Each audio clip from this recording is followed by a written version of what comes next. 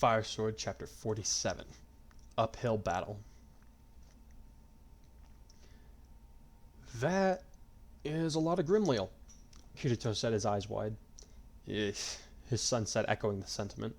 Even I've only seen this number gathered in strength but once in my life. The shepherds were standing at the base of Origin Peak, where they had tracked Grima to his resting place.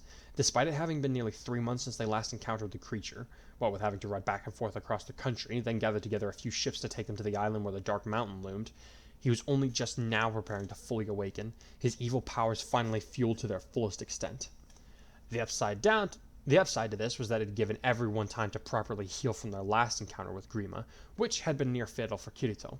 Asuna had given him a stern lecture about being so careless in battle as soon as he had been well enough to listen properly. Part of the Fell Dragon's grand introduction to the world, it seemed, was to have thousands of Grimleal and Risen standing between them and the lip of the mountain where they knew him to be resting. Or lying in wait, perhaps both. Either way, several dozen fighters, elite or not, stood no chance against such a display of power. Turning to Mataris, Robin asked, "How did you survive such an encounter, especially given how few of you there were?" "We didn't," Mataris said grimly. "Well, Severa, Nor, and I did." "What do you..." "Oh," Crom said. "Yeah." The Black Spirit scowled. "When we actually get up there, what is your big plan for taking down Grima?" Klein asked the young man. "You and Marth haven't said anything to anyone about it yet." "And it's going to stay that way until time comes for us to destroy him," Mataris glowered. "I dare not speak the plan aloud, lest he hear of it." "Can he see us right now?" Klein asked, looking up at the mountain, almost as if expecting to see Grima's dragon head looking down at them. "He always knew how to find us somehow," Lucina said somberly. "Whether he listens through the land or sees through the eyes of his servants, I do not know. But I am certain that he can hear us, possibly see us." Let me give him an eyeful then," Klein grinned. Having a good idea of what was to come, Robin quickly put his hand in front of Lucina's eyes just before Klein turned around and mooned the Fell Dragon. "Get ready to kiss my ass, you stupid flying lizard!" He laughed while Mataris and Kirito facepalmed simultaneously. Lucina, who did not understand what was going on, tried to remove her husband's hand from her face, but he said, "Trust me, Lucina, you are not missing much." "But I hear his force is beginning to move," she protested while Klein pulled his pants back up. "I should think that I need to be able to see in order to fight properly." Once Klein was decent again, Robin took his hand off while shooting a glare at Klein, who merely smirked in response. "I'm telling Cordelia you did that," Kirito said. "And I'll tell Asuna about that quest you and I did together in Alfheim. You know, the one with the hot loot." Klein shot back. Kirito paled and said, "We swore never to speak of that again." "You swore," Klein corrected him. "I waited patiently to use it as blackmail." "How about we worry about the subtleties of backstabbing our friends later?" Robin said as he pointed up the mountain to indicate Grima's forces, who were beginning to stir. "We've got company." "Yeah, speaking of that," Crom said as he drew the exalted falchion, "looks like we should begin putting up our defenses, see if we can weather this out." "Not planning on attacking?" Mataris asked with a raised eyebrow. "Trust me, if you want to make this a contest of endurance, Grima will win." "Yeah, he's right." Robin nodded as he rubbed his head, shaking it as if to rid himself of some kind of memory. He has the power to produce legions far greater in number than this one. He knows that even this is overkill, but of course he derives pleasure from seeing people lose hope." "So aren't we throwing up our hands and wailing yet?" Klein smirked. "I think someone's got a plan." "Not unless you can summon an army out of thin air," Crom muttered. Robin blinked once before looking at Crom, then realized he was being sarcastic. Crom?" he asked. "About that." "Oh, come on, Robin, not even you could..." Crom paused before looking at it straight at his best friend. "Of course you can," he sighed. Just do it. I don't even want to know how." "Did I miss something?" Klein asked as Robin grinned and reached into the pockets inside his cloak. "What's Robin doing?" Up above, the dark forces were now charging at the heroes of Elisa and Aincrad. "My ace card," the Grandmaster grinned. "Literally, my ace cards." "What?" "Come forth!" Robin cried as he pulled out a deck of intricately decorated cards. "Mein Einherjar!" There was a sound of thunder, a blinding flash of light, and when it faded, the gathered forces of light were stunned at what they saw. Standing between them and their enemy was a whole host of soldiers, having appeared out of nowhere. Yet these were not ordinary soldiers, no. These were storied heroes and villains all. "Is that Ike?" Crom asked as he pointed at the tall, muscular warrior carrying Ragnall easily over his shoulder. "And over there, Legion? Look, there stands Alm, another famed wielder of the falchion." Lucina added. Master Robin, said an unfamiliar voice, accompanied by a young warrior who carried a familiar sword at his hip. Marth bowed his head in a gesture of respect to the Elysian tactician before saying, We await your orders, sir. Marth? Crom gaped. Is that really you? I'm the Prince of Altea, yes. The young man nodded as he looked Crom up and down. Pray tell, have we met? You look familiar somehow. No, we're... he began, but Robin intervened. We'll have time to chat later, the blond man said. Right now, we have but one goal in mind. He pointed at an advancing enemy force and said, They stand between us and our destination. I need you and the others to destroy them so that we may reach the summit unhindered. No small task, Marth said as he gazed up at Grima's army. I wouldn't have called upon you otherwise. Robin grinned slightly. What say you? I say that nothing worth having is gained without a fight of some kind, Marth replied as he turned away, drawing his sword. We shall not destroy them for you, sir. Very good, Robin nodded. Raising his voice, he says, Einherjar, heroes of your homeland, prove that your titles are not just names given. Prove that your name should be feared by those that would stand against you. The summoned fighters growled their approval and began swarming out to meet the dark forces, ready to battle to the death at Robin's behest. You have some explaining to do, old friend, Crom said as he turned to look at Robin. What are they, some kind of risen? They're what Grima tried to create when he made the risen, Robin answered. In the Outrealms they resided as ghosts, locked in eternal combat until the day that someone would come and give them a new purpose. They don't seem to realize that they are no longer alive, but it doesn't seem to concern them either. All that matters to them is service to the one that holds their card. Me, in this case. How long does the contract last? Klein asked, still in a bit of awe at the sight of two armies of the undead fighting each other. Unknown, but thus far none of them seem to want to leave, Robin shrugged. The point is, I was saving them for something exactly like this. Why not save them for the actual fight against Grima? Kirito asked. If we had fought this horde on our own, we would have been exhausted when it came to standing against the fell dragon himself, Robin answered. We need to be as fresh as possible for that battle. Fair enough, Klein nodded. It made sense to him. So now what? Now we follow my army and wipe out any stragglers, Robin said as he pointed back at the colliding forces. It was proving to be a massacre. The unorganized, mindless Risen were no match for the intelligent, driven forces of times gone by. Shepherds, time to move out. That's my line, Crom complained. The shepherds made their way up the mountain with the Einherjar carving a path for them, and Mataris made it a point to stop and talk to Marth once they were about halfway up the mountain. How's it holding together? He asked in a low voice. Better than I expected, Marth replied in an equally low tone. We're ready. Good, Mataris murmured. Remember, we can't let your grandfather deal the final blow with his falchion, or else he'll go through with his own plan. You'd better not hurt him, Marth growled.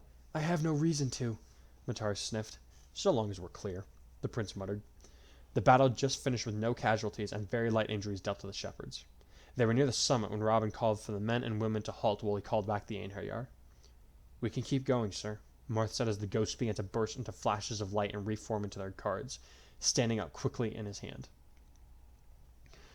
I may call on you again soon, but for now, rest and regain your strength, Robin told him. You need your rest just as much as any of us. As you command, Marth nodded, but do not hesitate to call upon us again if your life is in danger. Tired or no, we will defend you to our last breath. I appreciate the thought, Marth, Robin smiled. When this is all over, I'd like to sit down and have a long talk with you and your companions.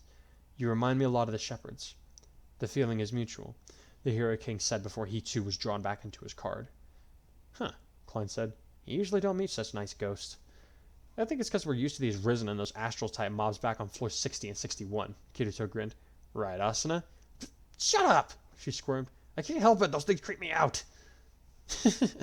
Ah, you're cute, he teased her. Flirting, Mataris said dryly as he and Yui floated down to land next to them. In the middle of a battle? Really? Shameless. Battle's over, Crom argued. Au contraire, the Black Spirit said it with a shake of his head. It's only just begun. He's right, said a brand new voice. The lead group looked up to see 10 figures somewhat veiled by shadows. The real battle has yet to begin. Who goes there? Crom asked as he leveled his falchion at the people. Friend or enemy? If we were your enemy, would we have alerted you to our presence? Asked the other speaker. We come to lend our aid in your fight against the fell dragon. I would have the names of our helpers, Crom replied, his sword lowering a fraction. Yet, I have the feeling that I have heard your voice somewhere before. His eyebrows drew together as the 10 figures stepped into the light. "It's been a long time, Crom," said a blond man who strode forward, dressed in light armor, the colors a mix of black and silver. Around his neck went a blue gem that the Elysians thought looked familiar somehow, and his feet were bare. His reddish eyes met Crom's, and therein a spark of recognition flashed. "Corin?"